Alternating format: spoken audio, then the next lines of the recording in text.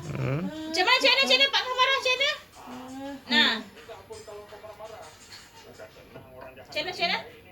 Jangan macam yang dia. Kalau siapa yang langsung tak kenal, macam orang dia macam lagi. Kalau orang tak kenal, dia tak ada dalam bilik. Dia masuklah dalam bilik. Dia tunggu dalam bilik tu. Kenapa? Oh yang dia. Oh lah tu. Tak kira lah yang dia ke siapa orang tak kenal kan. Dia ke?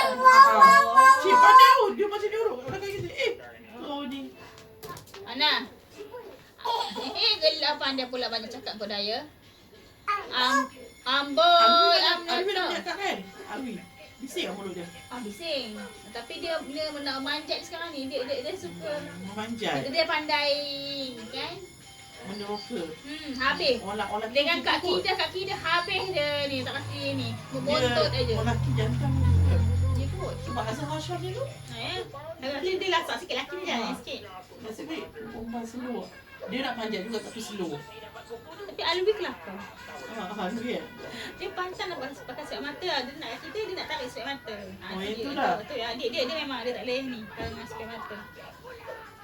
Tapi dah pandai main sendiri. Biar pandai je. Dia buat asli. Dia buat sendiri. Dia tak kacau orang. Amna. Tak minta maaf. Amna ni. Tak payahlah. Saya Amna. Mana Amna? Mana Amna? Baju ni kan jenis ni